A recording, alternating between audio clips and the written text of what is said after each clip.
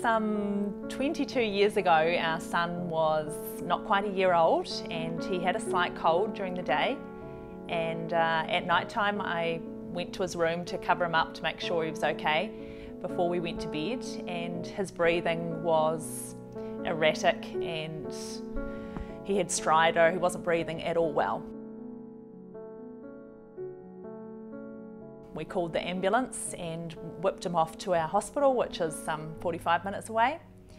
And he was a very sick wee boy. They tried giving him nebulizers and oxygen and nothing was helping him breathe. His throat was closing over, it was occluding. We're standing here at a reasonably high point of our farm where I can see at least the front half of the farm. And I was here on a day when Barbara, my wife, had taken Jonathan to hospital. He'd been having trouble breathing. The next day, our specialist came in and he was a lovely man. He was talking to Johnny and he left, and another specialist just happened to be walking past, and he saw me holding Jonathan up against me so he could get a breath. And he came running in and he said, "Your child's dying." He said, "Follow me." And so I held on to Johnny and we ran through the hospital up to ICU. And he laid him on the bed and put a tube down his throat within minutes. And he was very stressed and sweating, and he found it quite difficult.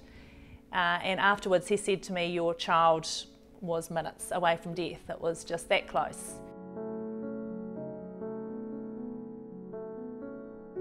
Things seemed like they were on the improve, so I went out here and I was coming across this paddock here, and I just stopped and I felt challenged to rededicate this land and just give it back to the Lord.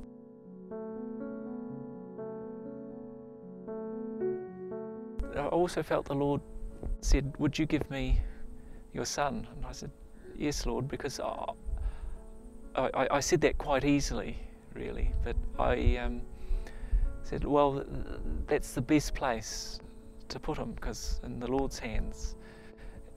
So that's what I did. And so we stayed in ICU for some days, and they tried to take the tube out, and I held him in my arms and he went blue, and they put the tube back down his throat again. And about that time I felt the Lord say to me, "Do you trust me? Can you give me your son?" And I really felt like instead of holding him really tight like that, I had to release him to the Lord, which meant that he could have died or he could have lived. I didn't know, but at that stage he was really, really sick. When I got home, I met my mother, who came and told me that things had deteriorated in town, and Jonathan was not good at all. The Lord did at that time just remind me that I had put Jonathan in his hands, and I felt him say, "Trust me." After I released him to the Lord, I felt completely at peace, and the room was peaceful. It just was completely different. The next day the specialist came back in, it was Christmas Eve, and he said, "I'm going to take the tube out and you can take your son home." And when he first said that, I thought, does he mean to die? Anyway, he took the tube out, he breathed on his own, and we took him home. And I was holding him in the lounge with our family, and my mum-in-law had brought this yummy sponge cake out, which was on the coffee table.